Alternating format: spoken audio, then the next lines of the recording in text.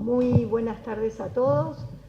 Como presidenta de la Academia de Ciencias Morales y Políticas, tengo el honor de abrir este homenaje que para nosotros es muy especial y muy importante, dado que se trata de los académicos Carlos Saavedra Lamas y Bernardo Usain. Es un homenaje a ambos.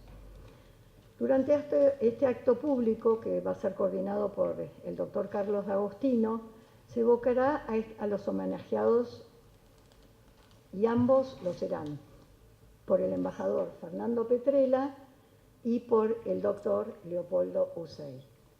No necesitamos recordar la muy conocida y relevante actuación de nuestros dos premios Nobel, que nos honraron con su pertenencia a nuestra academia. Solo mencionaré unas poquitas cosas.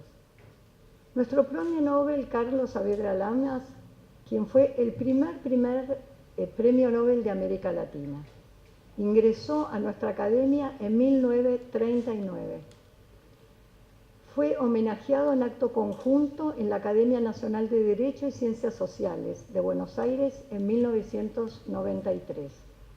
En esa ocasión disertaron los académicos Enrique Ramos Mejía por Derecho y Jorge Ajaspil por la nuestra. El académico Ajaspil concluía su evocación señalando que a su misión de internacionalista supo darle un contenido metafísico que le evitó quedarse en la epidermis de los conflictos para penetrar en su hondura. Bellísima frase. Por su parte, nuestro premio Nobel Bernardo Usain ingresó a nuestra casa en 1947. En 1996 fue nombrado en acto conjunto con la Academia Nacional de Ciencias Exactas, Físicas y Naturales. Disertaron entonces los académicos Andrés Stopani y Leonardo Maclean por la nuestra. El académico Maclean resaltó que Usain fue un maestro. Dejó un sinnúmero de discípulos que se convertirían en los primeros profesores de fisiología del país. Hizo una verdadera escuela. A su ciencia se la conoce como la fisiología de Usain. Bueno, señoras y señores, dejo en uso de la palabra entonces a Carlos D'Agostino y después a los oradores, quien seguro evocarán con elocuencia sus riquísimas personalidades. Muchas gracias, señora presidenta, por su recepción a inquietudes de nuestro instituto. Esta fue una idea trabajada con el doctor Mario Sarrafero, y vaya un recuerdo a su persona, hace unos meses fallecido. En primer lugar, nos va a hacer uso de la palabra el embajador Fernando Petrella sobre la política exterior de Carlos Saavedra Lamas, perspectivas. El embajador Petrella es abogado, escribano, tiene maestría en políticas públicas en Johns Hopkins University. Actualmente se desempeña como director del Instituto de Servicio Exterior de la Nación, IPSEN, y tiene una larga carrera diplomática en el país. Las condiciones personales, la capacidad, el talento y el talante de Petrella y su condición humana, considero que es un verdadero ejemplo y una referencia en la vida diplomática argentina. Ingresó en 1965 en la Cancillería y tuvo destinos en Italia, en la FAO, en la OEA, fue director de América del Norte, de organismos internacionales, de España e Italia, de Europa Occidental y de política en la Cancillería argentina. Pero sus cargos más relevantes fueron como embajador argentino ante las Naciones Unidas en los años 1996 y 1997, secretario de Relaciones Exteriores de la Nación y subsecretario de Relaciones Exteriores de la Nación. También ha ejercido una carrera en el campo docente como profesor en la Universidad de Belgrano y también ha dirigido en esa alta casa de estudios la maestría en Relaciones Internacionales. Actualmente como dije, es el director del IPSEN y ha sido también profesor en ese importante organismo nacional. En cuanto a sus membresías, el embajador Petrella es miembro del Consejo Argentino para las Relaciones Internacionales, CARI. Los dejo con el uso de la palabra del embajador Petrella. Muchísimas gracias, Marita, muchas gracias, doctor D'Agostino, por su generosísima presentación y muchas gracias a ustedes por estar acá y escucharme. Realmente para mí es un privilegio y un desafío hablar de Saavedra Lamas, porque Saavedra Lamas es una personalidad que se destacó muchísimo en política exterior, pero como han dicho quienes han escrito sobre él, una personalidad mucho más completa que lo que significa ser un diplomático. Yo voy a dividir mi charla, que no va a ser extensa, lo prometo, en 4 segmentos. Un primer segmento, quiénes han escrito sobre él. Un segundo segmento, cuáles fueron las ideas que él propulsó cuando fue canciller en el periodo de Justo 1932-1938. En tercer lugar, cuáles son los cuestionamientos o las preguntas que nos podemos hacer a la luz de las ideas que él llevó adelante. Y un cuarto segmento, las sombras, si así se puede decir, que pudo haber tenido la gestión de Saavedra Lamas, siempre teniendo en cuenta el contexto mediante el cual él se desempeñó. Han escrito sobre Saavedra Lamas en nuestro país. Rosendo Fraga tiene un librito publicado por Nueva Mayoría, donde él analiza el archivo de Saavedra Lamas y el archivo del general Justo en relación con Saavedra Lamas. Ha escrito un trabajo muy apretado, muy concreto, José María Ruda, que fue juez de la Corte Internacional de Justicia y embajador argentino muy famoso, en la serie de los diplomáticos publicado por el CARI a instancias del embajador Manuel Muñiz, Carlos Muñiz, que fue el fundador del CARI. Han escrito Mario Rapaport en su historia de la diplomacia argentina a través de sus protagonistas, con personas que lo conocieron y opinaron sobre él.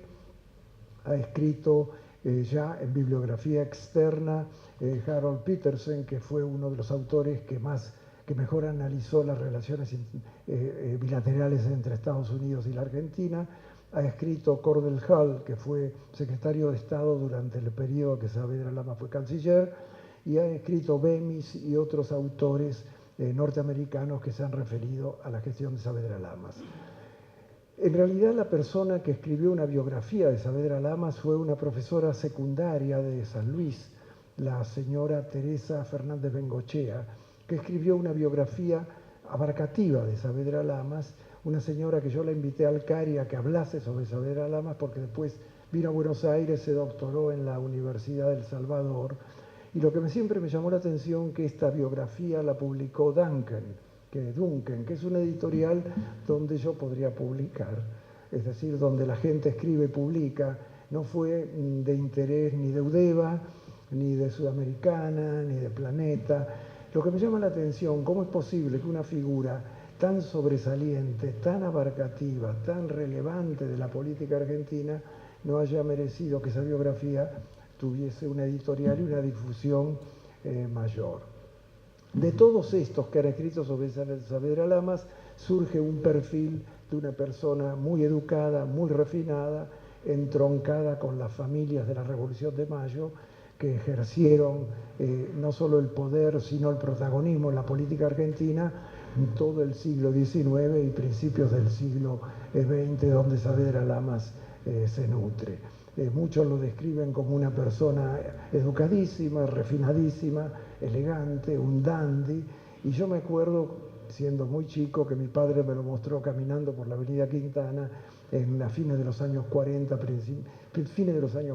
él todavía caminaba ahí siempre con el cuello duro, siempre un tipo elegante. O sea, una persona que pudo haberse dedicado a tantas cosas y no al ejercicio de la función pública. Y yo destaco función pública y no cargo público, porque él evidentemente por todo lo que hizo lo tenía como una obligación casi moral. Pero no solo Saavedra Lamas se destacó en lo internacional, fue el primer laboralista argentino. Escribió un código de trabajo, lo llevó a la Organización Internacional de Trabajo cuando la Organización Internacional del Trabajo era un organismo muy reciente, creado por la Liga de las Naciones, presidió la asamblea, presentó su código. Y yo que estudié Derecho del Trabajo en la facultad, aclaro que no fui un estudiante ejemplar, pero estudiábamos por los libros de Pozo y de Beali, y no recuerdo que los profesores me hayan destacado que Saavedra Lamas fue un individuo que se ocupó de los aspectos sociales y de la problemática social y laboral del pueblo argentino. Y la verdad que es altamente significativo que haya sido así, porque eso demuestra lo completo y lo complejo de su figura y lo importante que él fue. Esto en cuanto a Saavedra Lamas. En cuanto a las ideas que llevó Saavedra Lamas como canciller, y esto es muy importante, analizar un poco el recorrido y la vigencia que pueden tener actualmente. Yo decidí enfocarme en eso porque ninguno de los que trató Saavedra Lamas lo hizo, y dado que yo soy un burócrata y no un académico, aclaro, Marita, me pareció que podía ser útil. La primera idea que llevó Saavedra Lamas a su Cancillería fue la codificación del derecho internacional. Y acá me enfoco en el contexto. En mi profesión, lo primero, cuando uno hace un informe, es el contexto. Después los hechos, después las personas, después la recomendación / decisión y después las perspectivas. Si yo le hago un informe al canciller Fori y no le pongo el contexto, lo más probable es que él me aplique un correctivo, como se dijo por ahí en algún momento. Contexto es básico. Pensemos el contexto. Año 1930, 1932, en el mundo lo que funcionaba era la amenaza del uso o el uso de la fuerza. Versalles había dejado países privilegiados, países menos privilegiados, y básicamente seguía predominando el contexto anterior donde los poderosos se imponían. Ahí un canciller argentino propone en la Liga de las Naciones la codificación del derecho internacional. Eso hizo escuela en la Argentina y sigue siendo importante. Tuvimos grandes codificadores como Hugo Caminos, como Enrique Candiotti, como Julio Barbosa en la Comisión de Derecho Internacional.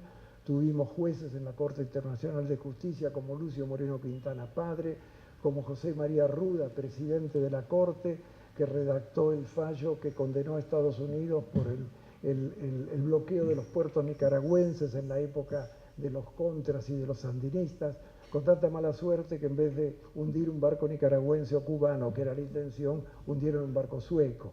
Y los suecos lo llevaron a la Corte Internacional de Justicia. Estados Unidos perdió y tuvo que pagar una indemnización. O sea que la codificación fue una idea de Saavedra Lamas muy novedosa en ese periodo, cuando no existía todavía una codificación del derecho internacional, y todavía sigue vigente. La segunda idea fuerza de él fue la solución pacífica de las controversias. Bueno, esto es una cosa que hoy en día parece muy normal, pero en esa época las controversias se resolvían por la fuerza, o por la presión, o por el uso, o por la amenaza del uso o el uso de la fuerza. No existía el diálogo diplomático en general, sobre todo cuando había una ecuación de poder asimétrica entre quienes tenían el conflicto.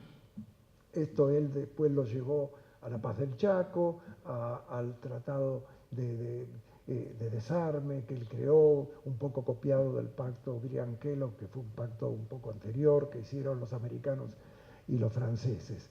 Este principio de la solución pacífica de las controversias tuvo un recorrido un tanto distinto, pasó a la Carta de la OEA, pasó a la Carta de las Naciones Unidas, estuvo en las conferencias interamericanas, pero no podemos decir hoy que sea una cosa que tenga una vigencia extrema. El tercer principio fue el abandono del aislacionismo, y esto sí es muy importante y tiene mucha vigencia. Hipólito Yrigoyen había sido un presidente aislacionista, no quiso integrar la Liga de las Naciones por un conflicto que tuvo Honorio Pueyrredón, en cuanto a que la Argentina se opuso a que hubiese naciones privilegiadas y naciones de segundo orden. Y esta es la génesis de la posición argentina actual, de que no tiene que haber miembros permanentes del Consejo de Seguridad con derecho a veto, y mucho menos ampliar esos miembros permanentes. El hecho es que la Argentina quedó medio afuera de la Liga de las Naciones, y una de las primeras medidas que toma Saavedra Lamas como canciller de justo es volver a la Liga de las Naciones, que fue, dado la dimensión argentina de ese momento, un país poderoso, un país indetenible, un país que tenía el PBI de toda América Latina varias veces, fue visto como una cosa importante y necesaria. Por eso siempre digo, pensemos el contexto que significaba que un país del nivel de Argentina estuviese fuera de la Liga y que Saavedra Lamas nos volviese a poner en la Liga. Cuarto principio fue la no admisión de adquisición de territorio por la fuerza. Vuelvo al contexto. Esto viene de la época de Mariano Varela, cuando él dice la victoria no da derechos. Después de la guerra de la Triple Alianza, nuestros hermanos brasileños tenían apetencias devoratrices respecto de lo que quedaba del Paraguay y la Argentina puso un freno a eso. Fue una postura un tanto idealista, pero en ese momento y visto el contexto fue muy importante. Y esa posición tiene todavía hoy bastante vigencia. Un quinto principio, y esto es muy importante, fue la interdependencia entre lo económico y la política exterior. Es decir, uno piensa que Saavedra Lamas podía haber sido un idealista, entre comillas, era un individuo que miraba permanentemente la marcha de los mercados y de los productos argentinos. Él fue el inspirador del Pacto Roca-Runciman en su momento para proteger los mercados argentinos en el Reino Unido, y parte de la antinomia y parte del fastidio que él sentía hacia Estados Unidos era porque Estados Unidos no podía complementar su economía con la economía argentina para que Argentina le pudiese vender sus productos. Si uno lee el discurso del presidente Macri en la Asamblea General hace un mes, o lee las declaraciones del canciller Jorge Fori, va a ver que prácticamente es la idea de Saavedra Lamas, esto de permanentemente buscar abrir mercados comerciales, es decir, no se mantenía en el protocolo y en la diplomacia como puede haberse pensado en un momento. Era un canciller extremadamente realista y extremadamente celoso de los intereses nacionales, sobre todo en los aspectos comerciales. Sexto principio es el concepto de migraciones. En muchos artículos de él y discursos, él quería fomentar la migración italiana y española. Maneja el concepto de raza, que en ese contexto de los años 30, visto desde la óptica de hoy, podía tener alguna connotación extraña, y decía de cuidar la homogeneidad, es decir, y fomentó mucho la inmigración europea. Y esto es interesante cómo esto siguió, porque en el viaje de Evita a Roma, a Europa, que nosotros lo recordamos como una cosa frívola, Evita con los vestidos y las alhajas y los marqueses besándole la mano, el folleto del viaje de Evita tiene 3 páginas finales donde ella dice quiénes son los que necesitamos la Argentina, y pone matriceros, soldadores, no sé qué otra cosa, sueldo tanto, horario de trabajo tanto. Es decir, le daba a los italianos y a los europeos que ella fue a buscar tanto en España como Italia, cuáles eran las condiciones de trabajo que había en la Argentina y cuáles eran los sueldos. Y las mujeres menores de 22 años tenían entrada libre en la Argentina. Entonces es notable para ver cómo tuvimos cierta cabeza organizativa en la Argentina hasta no hace muchos años, y pido disculpas por decir esta incorrección política. El séptimo principio fue el del asilo. Cuando vino la guerra de España, él mandó barcos a recibir a los asilados de la guerra española y traerlos a la Argentina con Daniel García Mansilla, que era nuestro embajador. La verdad que en la guerra de España la Argentina se destacó enormemente, después el asilo siguió siendo una práctica argentina, y finalmente el octavo principio es el de no intervención en los asuntos internos. Este principio es bastante vilipendiado hoy en día. Él lo llevó al extremo de no intervenir en los asuntos internos y externos de los países para molestar a Estados Unidos, que quería crear una zona de hegemonía en América Latina. Este principio fue maltratado por Pérez de Cuéllar, otro latinoamericano ilustre, un peruano que fue secretario general de Naciones Unidas, que en sus memorias, que se llaman Peregrinaje hacia la Paz, tanto en la introducción como en las conclusiones, dice que este principio sacrosanto con el cual yo fui educado en América Latina es el que permite a los déspotas agredir a sus propios pueblos y a sus propias poblaciones. Poco tiempo después, Kofi Annan, secretario de Naciones Unidas, también escribe un librito que se llama On Intervention, sobre intervención, diciendo que el principio de no intervención era obsoleto. Poco después, a fines de los 90, Australia, Canadá, Argentina, México y creo que Chile inventamos el concepto de responsabilidad de proteger, que también implicaba una protección hacia los pueblos. Debo decir que todo eso ha tenido un recorrido complicado, porque hoy en día no se puede invocar más. O sea que estas son las ideas que llevó Saavedra Lamas. De estas ideas yo me hago 4 preguntas. ¿Cuál era el perfil de Saavedra Lamas? Era, perdóneme usar un coloquialismo, era un vendepatria, era un entreguista, era de la década infame.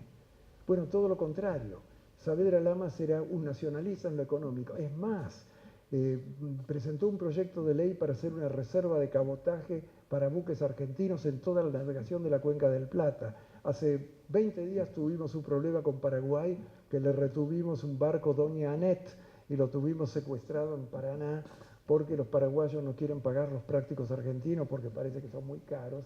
Y ahora que Bolivia y Paraguay, por razones, sobre todo Bolivia, por el fallo de la Corte, Bolivia se está redimensionando para venir por la Cuenca del Plata, y no se nos ha ocurrido cosa mejor, tal vez tengamos razón, que elevar la tarifa de nuestros prácticos. En fin, son pequeños episodios que le cuento porque se relacionan con eso. Saavedra Lamas fue plenamente un nacionalista, fue un principista y fue una persona que defendió los intereses nacionales como hubiera podido hacerlo cualquier diplomático, cualquier político de hoy.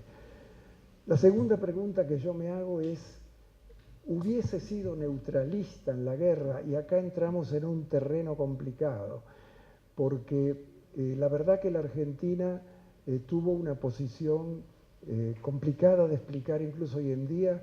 La neutralidad en la Segunda Guerra fue el peor error político que cometimos en nuestra historia, cuyas consecuencias pagamos todavía hoy, y después la Guerra de Malvinas. Fueron cosas, son, perdónenme el coloquialismo, mochilas que lleva la Argentina que no tiene ningún otro país de América Latina. Es decir, la postura argentina fue complicada, no se sabe bien qué pensaban las élites, pero el hecho es que cuando Argentina tiene la oportunidad, después de Pearl Harbor, de romper relaciones con el eje, tampoco lo hace, y el canciller, que era Ruiz Guiñazú, tuvo una posición que desde la óptica del extranjero se vio como agresiva hacia los países aliados y hacia la democracia, porque la Segunda Guerra no fue como la Guerra del 14, que fue una guerra de diplomacias equivocadas, fue una guerra profundamente filosófica y profundamente ideológica. O sea que hasta el día de hoy no podemos explicar, aunque lo hemos manejado hasta el extremo, el por qué fuimos neutrales, y el argumento de que le convenía a los ingleses, así le conveníamos carne, y Churchill se podía comer un bife, es un argumento que no resiste el menor análisis. Entonces no está claro cuál pudo haber sido la posición. Después de la guerra hay un discurso de él, no sé si fue en el Rotary Club o en algún lugar así, donde él se declara que la Argentina debió haber apoyado a los países aliados, a los aliados. Pero yo no he encontrado, incluso en los archivos de Nueva Mayoría, ningún documento, dado el prestigio que él tenía, Premio Nobel de la Paz. Estamos hablando de un Premio Nobel de la Paz, estamos hablando de una persona que fue presidente de la Asamblea de la Liga de las Naciones, un tipo de un relieve importantísimo, que recibía permanentemente artículos en todas partes del mundo, algo que hubiese inclinado a que la Argentina tenía que dejar de lado ese neutralismo. O sea que yo no tengo claro. Y la tercera pregunta que me hubiera sido un no alineado. Ustedes saben que la Argentina se inclinó hacia el no alineamiento sobre el fin del gobierno del general Lanusse, cuando la guerrilla, el terrorismo, guerrilla, como se la quiera llamar, de Lerby y Montoneros empezaban a hacer estragos en la Argentina. La Cancillería, con de Pablo Pardo como canciller, tomó una posición, digamos, fuimos a abrazarnos con Salvador Allende, a abrazarnos con los generales peruanos, establecimos relaciones diplomáticas con China Popular, ingresamos como observadores en no alineados. Entonces, podría haber sido no alineados Saavedra Lamas.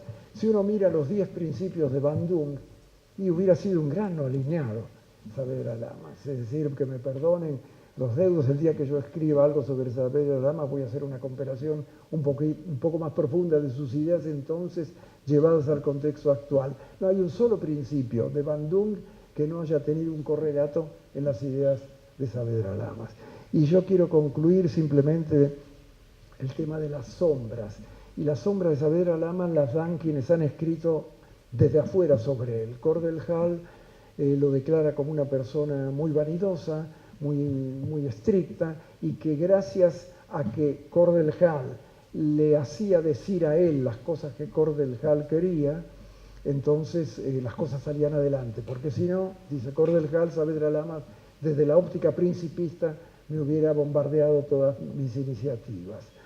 Y además lo pintan como una persona un poco soberbia, y esto no es sorprendente si se tiene en cuenta la prosapia de Saavedra Lamas y Cordelhal, que él mismo se describe como un granjero de Tennessee, es decir, una persona rústica. Y no olvidemos que en ese entonces las élites argentinas se veían como ingleses, y por los norteamericanos, que eran tipos de a caballo, con un revólver, cosas por el estilo, los veían como un poquito de segundo nivel. Y además la relación con Estados Unidos nunca fue buena. Entonces, en ese tema, en el tema de la neutralidad, en el tema de la persecución a los judíos, la Argentina tuvo una posición muy ambivalente. Si bien fuimos el cuarto país del mundo en recibir inmigrantes judíos, y esto está históricamente comprobado, en la época cuando Saavedra Lamas deja la Cancillería y la toma Cantilo, se publica la famosa circular número 11, que dice que no hay que dar asilo a personas que no tengan documentos. La verdad que la gente que huía del nazismo huía con lo que tenía en los bolsillos. Muchísima gente no tenía documentos. Sin embargo, hay enorme cantidad de testimonios individuales de que la Argentina fue uno de los países más generosos. Pero tenemos ese circular 11 que está en el Museo del Holocausto nuestro, y que yo cada vez que lo veo al director le digo que a pesar de esa circular, que fue no solo de Argentina, de muchos otros países, fuimos uno de los países más generosos.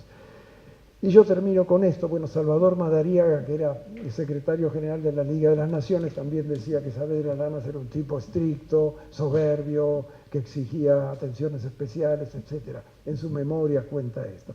Y termino con esto.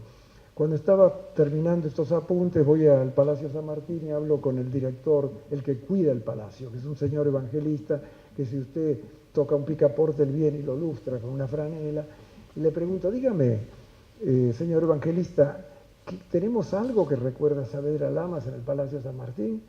Y el tipo, un picaporte, le digo yo, una baldosa, un lavatorio, porque hace poco tiempo le dimos el comedor, que es enorme, a Dante Caputo, que fue un gran canciller, me parece extraordinario. El patio del ingreso al Instituto del Servicio Exterior recuerda al embajador Leopoldo Tetamanti, un gran embajador, pero que falleció hace 10 años, y me dice, no, dice, francamente, embajador, no recuerdo que Saavedra Lamas tenga un picaporte. Digo, yo le dije un picaporte en broma. Entonces, tengo la idea de, cuando lo vea al canciller, proponerle que el Salón Dorado, que es el más lindo de todos, siga llamándose Salón Dorado para que la gente entienda, pero que tenga una pequeña placa que recuerde y diga Salón Saavedra Lamas, Premio Nobel de la Paz. Muchas gracias. No. Gracias, muchas gracias. Gracias, embajador Petrella, por su excelente exposición.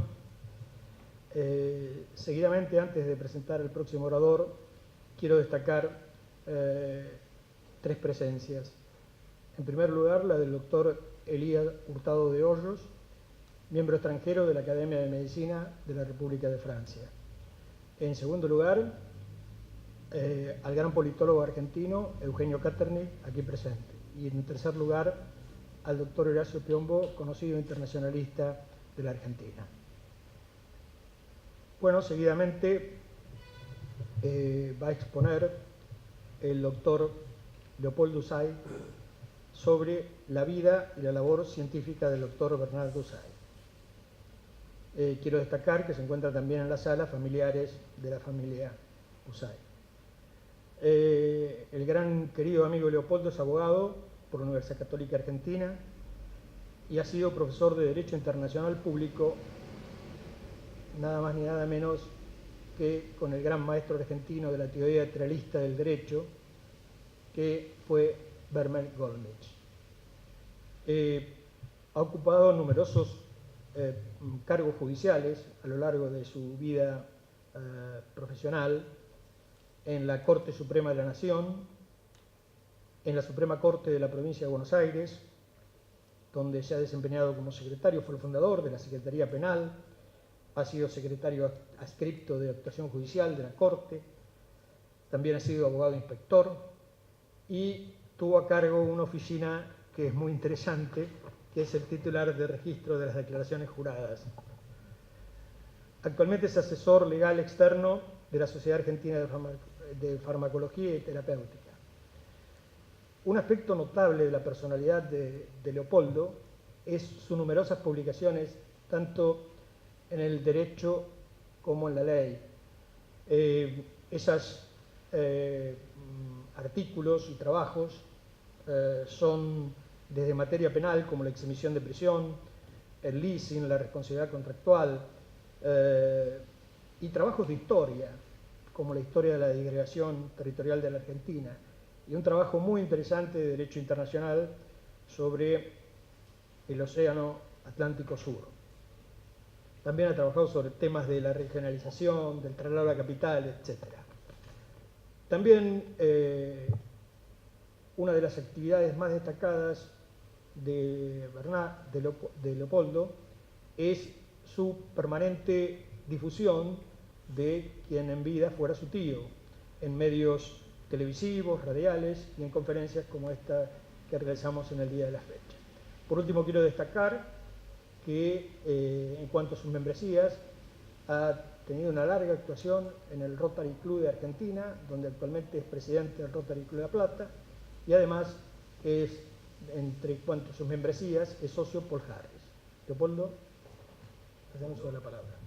Señora Presidente académica de la Academia de Ciencias Morales y Políticas, señores académicos de número, doctor Petrella, doctor Agostino, les agradezco a todos vuestra presencia, sin la cual estas disertaciones no se hubiesen llevado a cabo. Bernardo se sentía honrado de pertenecer a esta academia por dos cosas. Primero, él no concebía una ciencia sin valores morales, ¿no? Y segundo, también durante 14 años desarrolló excelentes políticas científicas que lo proyectaron a todo el mundo como presidente del CONICET, o sea, de 1958 a 1971.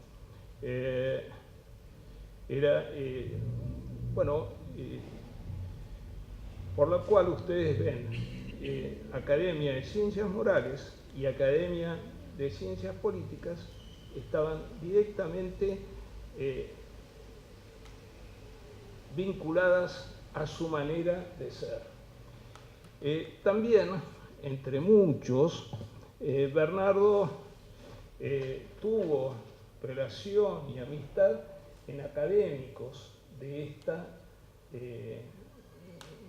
academia, como el doctor Carlos Adrogué, el doctor Mariano Castex, Monseñor de Andrea, el doctor Osvaldo Ludet, el doctor Egidio Macei y el doctor Marco Aurelio Rizolilla.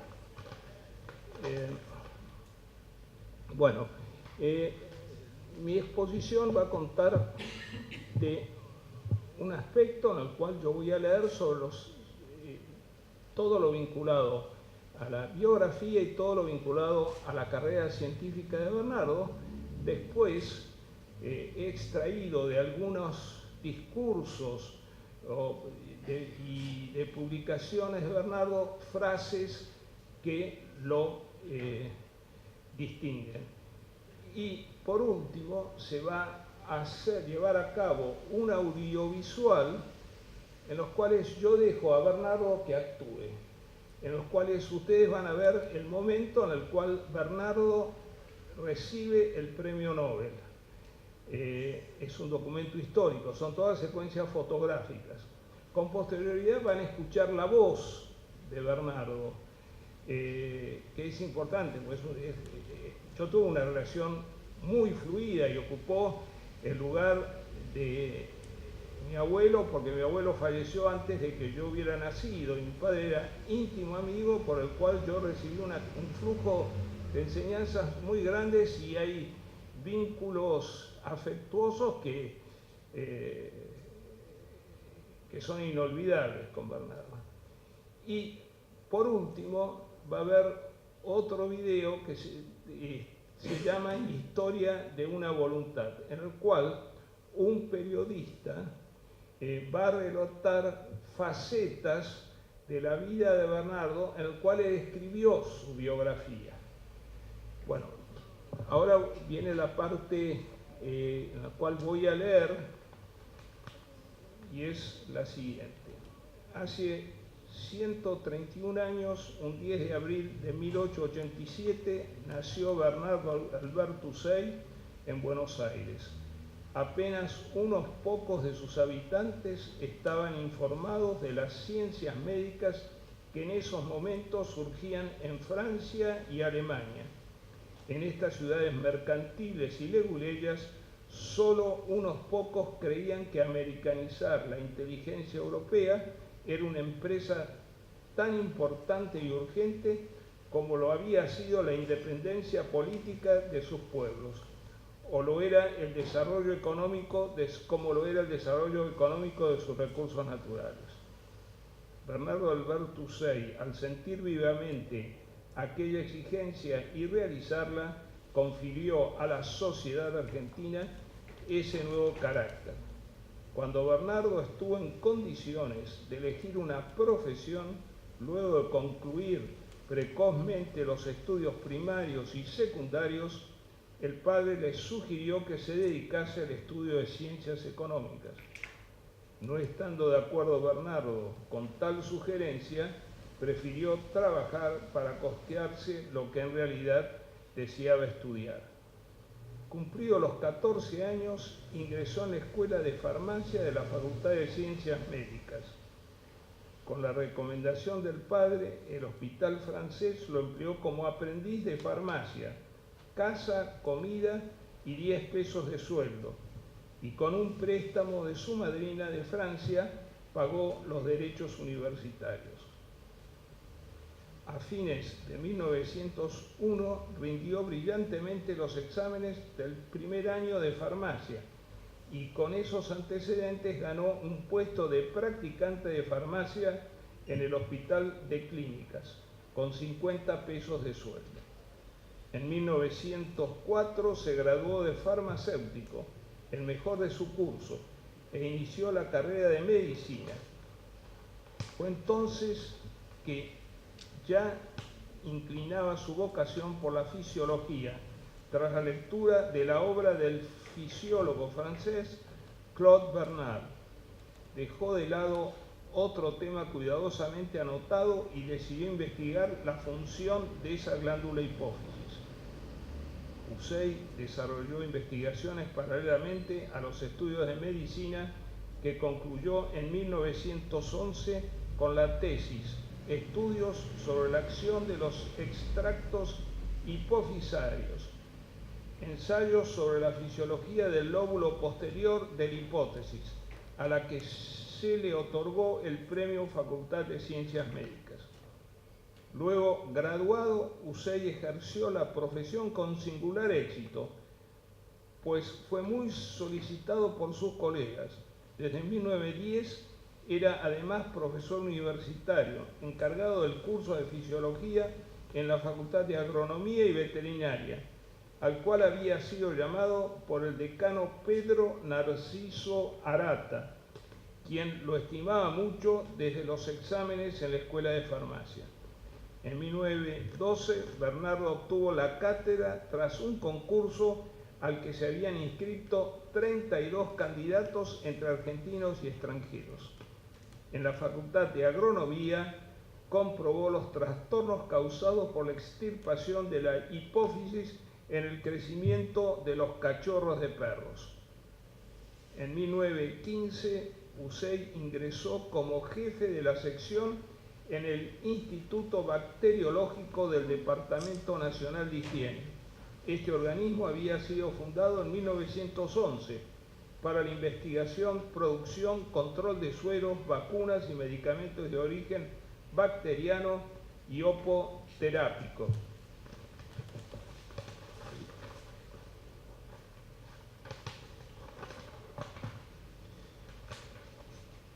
Para dirigir este instituto había sido contratado el eminente científico austríaco Rudolf Krauss, quien comprobó inmediatamente la capacidad de Usei. También en 1915 Usei era profesor suplente de fisiología en la Facultad de Ciencias Médicas. En 1917 Usei sintió que la investigación y la producción en el Instituto Bacteriológico, la investigación y la docencia en las facultades de Agronomía y Veterinaria y Ciencias Médicas y el ejercicio de la clínica en el Hospital Alvear y privadamente eran incompatibles. En 1919, luego del fallecimiento del profesor Horacio Gregorio Piñero, ganó el concurso de la Cátedra de Fisiología de la Facultad de Ciencias Médicas. El Consejo Directivo de la Facultad aprobó entonces el proyecto del consejero y decano Alfredo Lanari de creación del Instituto de Fisiología, que integraba las cátedras de Química Biológica y Física Biológica bajo la dirección del profesor de Fisiología, para quien estableció la dedicación exclusiva. El año de 1920 también fue memorable, pues en diciembre contrajo matrimonio con la química María Angélica Catán, a quien había conocido en el Instituto Bacteriológico, donde ella hacía su tesis doctoral sobre ponzoñas de serpientes, y Usei, como jefe de esa sección, se las proveía. Así comenzó la relación con quien luego de casada dejó la profesión para convertirse dentro del hogar en la primera y más fiel colaboradora científica y la madre de sus 3 hijos. En 1923 le otorgan el Premio Nacional de las Ciencias. En 1929 descubre que los perros que carecían de páncreas y de hipófisis no se tornaban diabéticos. En 1930 es designado miembro honorario de la Physiological Society. En 1935 es nombrado doctor honoris causa de la Universidad de París. En 1936 es electo académico de la Universidad Pontificia de Ciencias. En 1939 es designado miembro honorario de la Société d'Endocrinologie.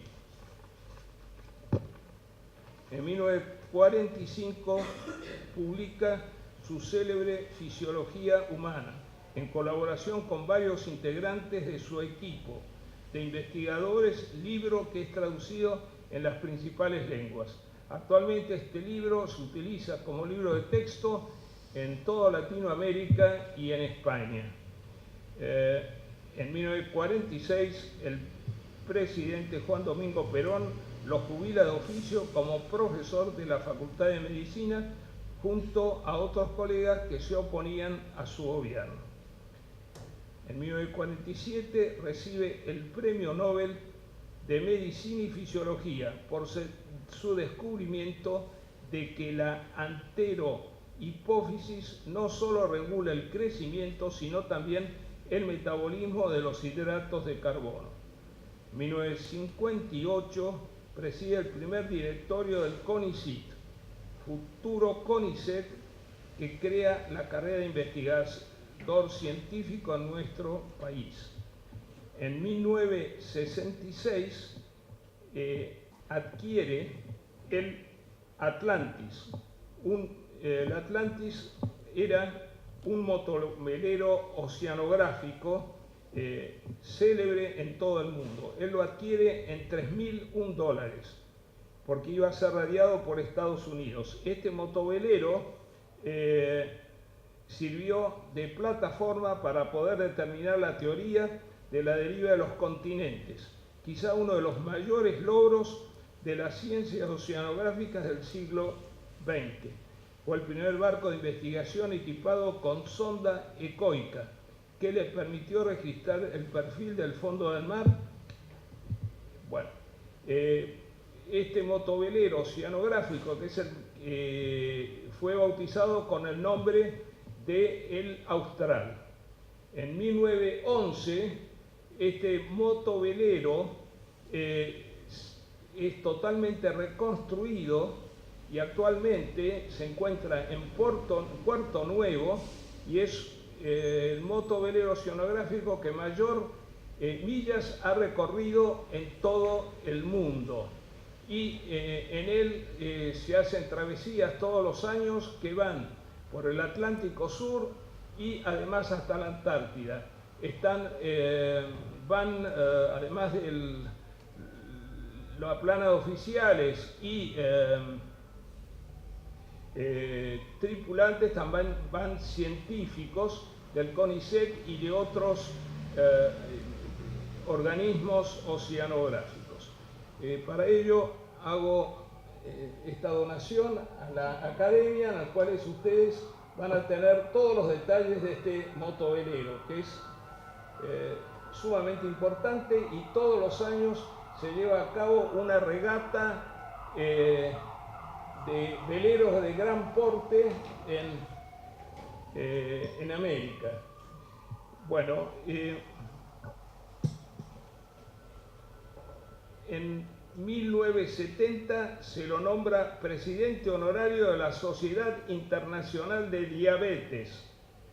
En ese mismo año, la Unión Soviética le da el mayor galardón que se le puede dar a un científico extranjero, y además a través de la agencia TASS, ¿no?, se publica con mucha euforia el logro de haber incorporado a Bernardo dentro de las ciencias soviéticas, y lo llega a globalizar, porque se publica esta incorporación y este premio por todo el mundo, porque era, dentro de la Guerra Fría, una superpotencia.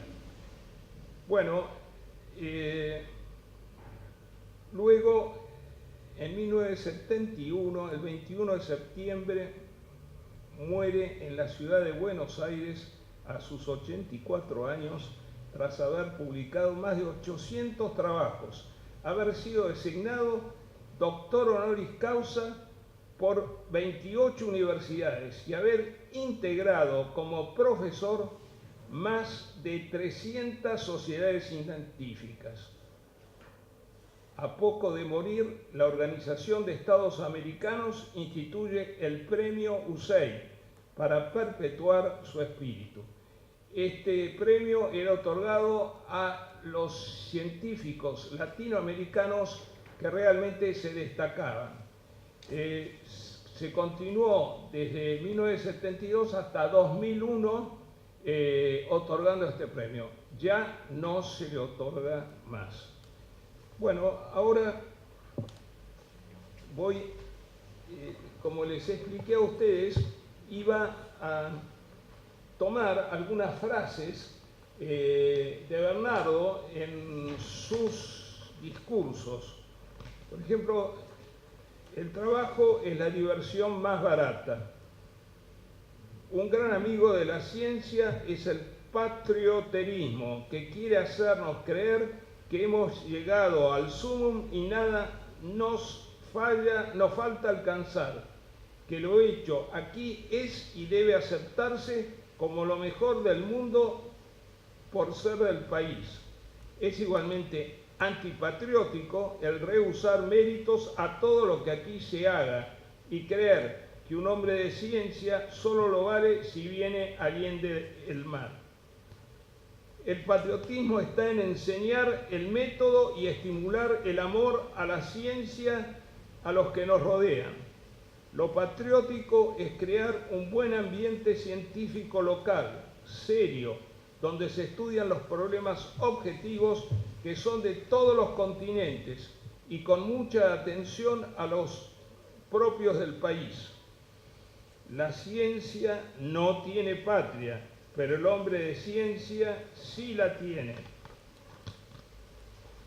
Los becarios pudieron estudiar gracias a los recursos aportados por todos nuestros compatriotas y tienen el deber de retribuirles, tratando de sacar el país adelante. Tened ideales elevados y pensar en alcanzar grandes cosas, porque la vida rebaja siempre y no se logra sino una parte de lo que se ansía. Soñando muy alto alcanzaréis mucho más. No olvidéis que todas las grandes conquistas del presente son los sueños juveniles realizados. Es indispensable que las aplicaciones de los descubrimientos científicos se hagan de acuerdo con sanas normas morales. Ellos deben llegar lo más rápidamente posible al beneficio del mayor número de seres humanos. El dilema para nuestro país es querer ser o no querer ser una gran potencia en la obra de la civilización humana. Si queremos ser bien civilizados y queremos serlo cada vez más, debemos cultivar las ciencias mucho más que hoy. Es patriótico no temer sacrificar horas y postergar sus estudios para que se formen los discípulos, estimular la crítica, exigir el respeto y la ayuda para los que valen, luchar por corregir lo malo y deficiente. Los Estados Unidos no han progresado en la ciencia por la sola virtud del dinero, como suele creerse. Han adelantado porque cultivan la ciencia y ayudan a los técnicos del país o extranjeros capaces sin prejuicios raciales o religiosos, dándoles los recursos que necesitan. Ese país ha alcanzado la gran situación económica de que disfruta por trabajar muy bien y por apoyar a la ciencia incondicionalmente. Por ese camino se enriqueció y así obtuvo mucho dinero que invirtió e invierte siempre en gran cantidad en la instrucción y en investigación científica. Estados Unidos tiene en este momento, ha logrado 310 premios Nobel, por lo cual ha logrado con el apoyo de la ciencia y sus aplicaciones técnicas una posición preeminente. Ahora vamos a la nación argentina. No podemos vivir sin la ciencia y por eso hemos decidido que nuestro país debe progresar por ella. Debemos producir hombres de ciencia de alta calidad, tan buenos como los de cualquier parte del mundo, que puedan alternar, trabajar con los mejores. Necesitamos millares de ellos. Solo así progresará nuestro país. Ahora, por último, de la parte discursiva, les voy a leer el credo personal de Bernardo Hussein. Amor a mi patria, amor a la libertad, dignidad personal, cumplimiento del deber, devoción a la ciencia, devoción al trabajo, respeto a la justicia y mis semejantes, afecto a los míos, parientes y discípulos. Bueno.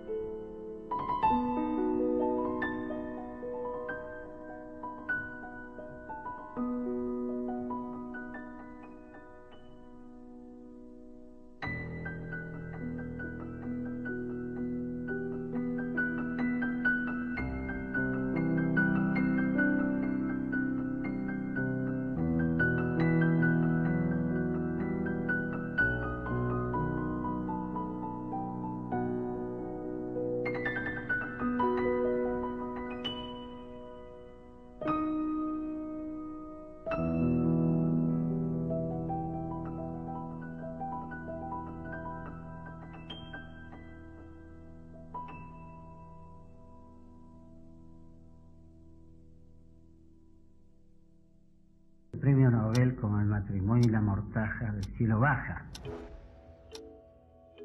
El premio Nobel no se puede solicitar ni se puede presentar a él, simplemente se le recibe cuando es otorgado.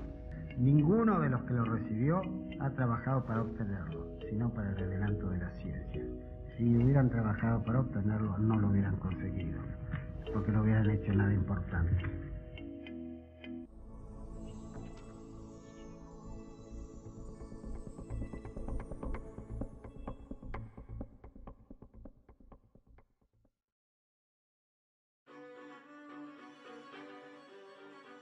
Bachiller a los 13 años, farmacéutico a los 17, profesor a los 21, médico a los 23. Sepan que lo que un hombre alcanza, otro también puede lograrlo si estudia y se adiestra bastante tiempo y con suficiente intensidad. Para una voluntad firme, nada es imposible. No existe fácil ni difícil. Fácil es lo que ya sabemos hacer. Difícil lo que aún no hemos aprendido a hacer bien.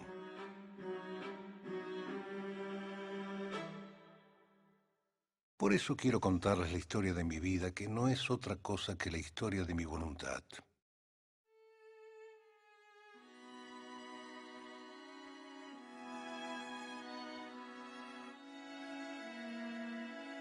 Nací el mediodía del 10 de abril de 1887 en Buenos Aires, en la calle Balcarce, a media cuadra de la Plaza de Mayo. A los 5 años de edad fuimos a vivir a un barrio muy apartado donde estuve hasta mi bachillerato. Recuerdo que solo teníamos alumbrado a querosén, por lo cual prefería estudiar poco de noche. Allí es donde aprendí a leer y desarrollé una verdadera pasión por la lectura que preocupó a todos mis parientes. Recuerdo que mi madre llegó personalmente a jugar conmigo a las bolitas para distraerme de los libros. Sin embargo, un libro marcará mi vida para siempre.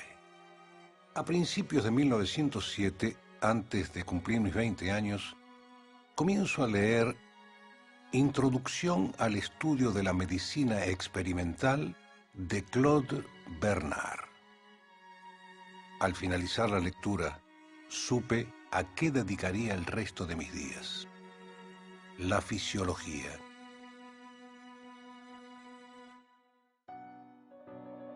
La fisiología es la ciencia que estudia los fenómenos propios de los seres vivos y las leyes que los rigen. Inicié mis investigaciones trabajando sobre la hipófisis de la rana. En el laboratorio extraíamos las glándulas de las ranas y observábamos así su evolución. Más tarde, en el Instituto de Fisiología de la Facultad de Medicina, comenzamos a trabajar también con perros. Experimenté que un perro con diabetes producida por la extirpación del páncreas sobrevivía al serle extraída la hipófisis. Después de un estudio sistemático, pudimos demostrar el fenómeno biológico por el cual la hipófisis interviene en el consumo de azúcares del organismo.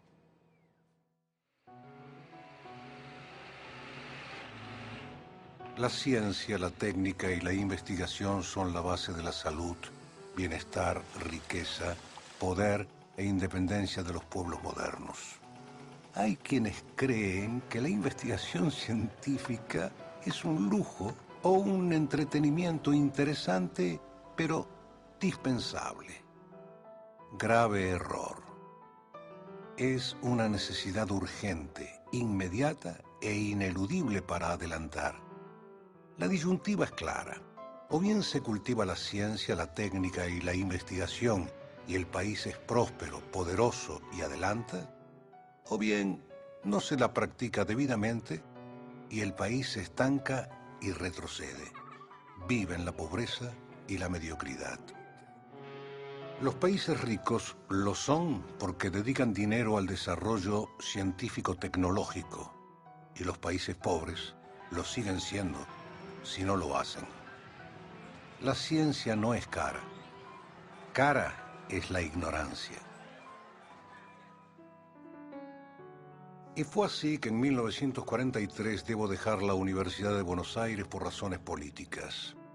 Fueron años muy duros para mí y mis colaboradores. Nunca bajamos los brazos y aunque en las peores condiciones, seguimos trabajando. Una mañana de 1947, antes de comenzar la labor diaria en el laboratorio, recibo un telegrama que al abrirlo dice: entrégase el Premio Nobel de Medicina al doctor Bernard Usai por su descubrimiento de la importancia de la hipófisis en el metabolismo de los azúcares. Algunos creen que pueden hacerse descubrimientos por casualidad, intuición o suerte. No se llega a hacer ninguna obra científica seria si no se trabaja intensa y prolongadamente. La suerte ayuda a los que la merecen por su preparación y laboriosidad.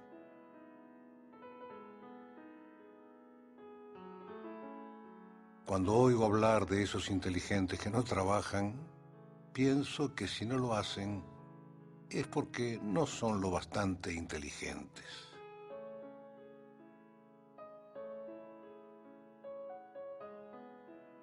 No lo olviden nunca. La mayor diferencia entre los hombres depende de cómo aprovechan su tiempo.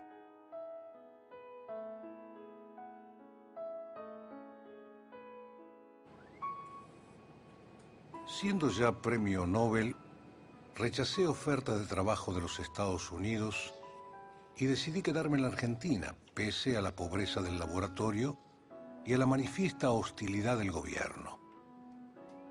La ciencia no tiene patria, pero el hombre de ciencia sí la tiene.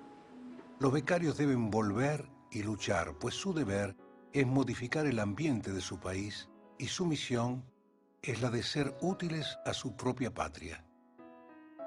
Tenemos que tener siempre presente que pudimos estudiar, graduarnos y trabajar gracias a los recursos aportados por los esfuerzos de todos nuestros compatriotas, agricultores, obreros, industriales, comerciantes e intelectuales, y tenemos el deber de retribuirlo trabajando aquí y haciendo progresar a nuestro país.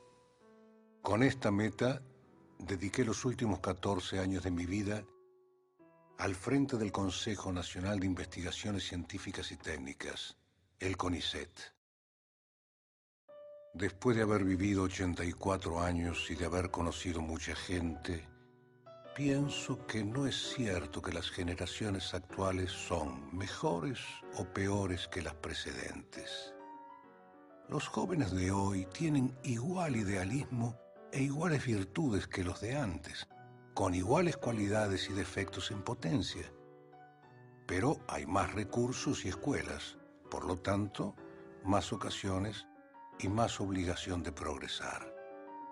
En el andar incesante del tiempo los hombres cambian y se suceden, pero la humanidad adelanta siempre, y cada generación tiene su deber en esta obra común. Confío en nuestro porvenir, aunque se contemplan hoy más sombríos nubarrones que rayos de sol. Confío en la juventud de mi patria, en su ansia de perfeccionamiento y en su voluntad de luchar por adelantar y enaltecerse. No sé si lo que deseo llegará dentro de 2, 10 o 100 años, pero estoy seguro de que llegará, sin ninguna duda. Por todas estas razones soy profundamente optimista. Solo de ustedes depende. Digamos mejor, de su voluntad.